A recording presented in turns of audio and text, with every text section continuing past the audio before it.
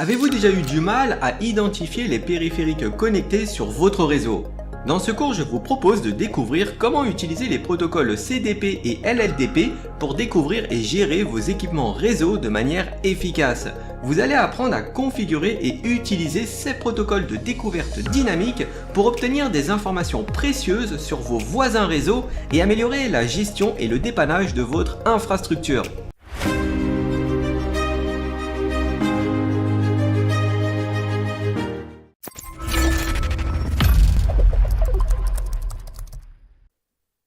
La plupart des périphériques réseau ne fonctionnent jamais seuls. En principe, ils ont des voisins.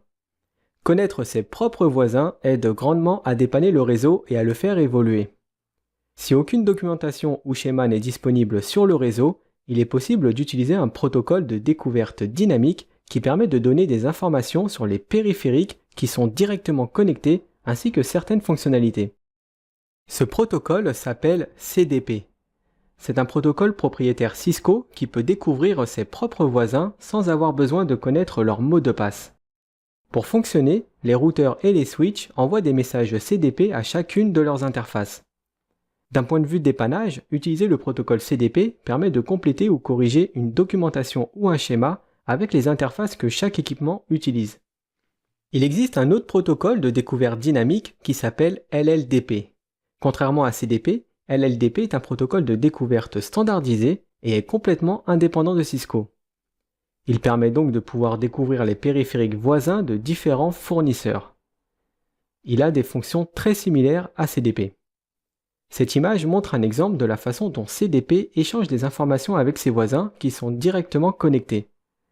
L'admin qui se connecte sur le switch 1 pourra voir les équipements qui lui sont directement connectés, à condition que CDP soit bien activé sur leurs interfaces.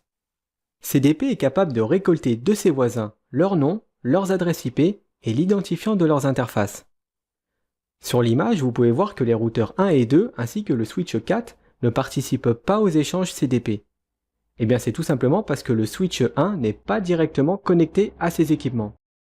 Pour obtenir les informations CDP de ces trois équipements, il faudrait utiliser Telnet en se connectant au switch 3 pour récupérer les infos CDP du routeur 1 et du switch 4, et aller sur le switch 2 pour le routeur 2.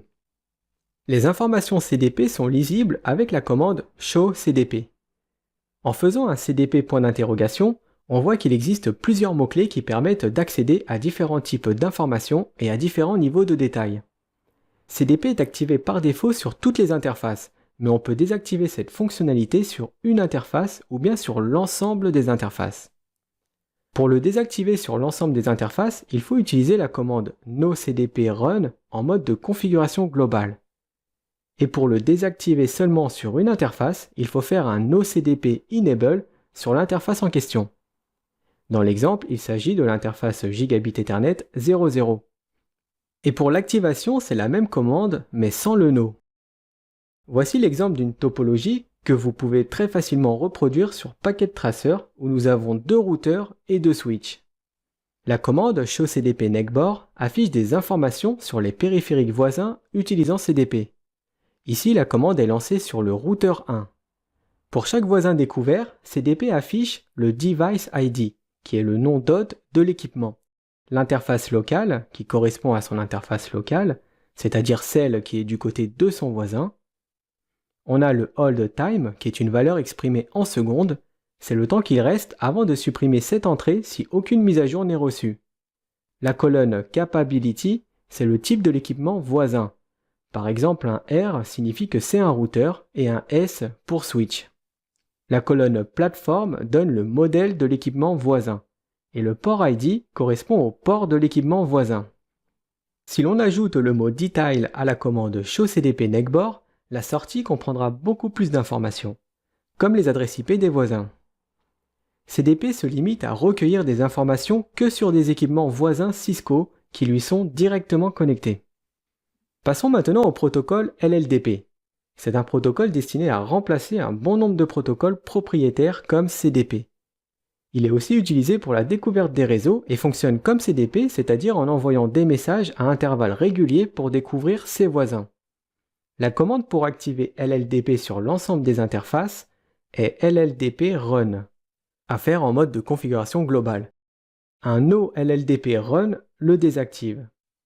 Pour la configuration sur une interface, il faut faire un LLDP Transmit et un LLDP Receive directement sur l'interface. Et pour le désactiver, il suffit de rajouter un No devant la commande d'activation.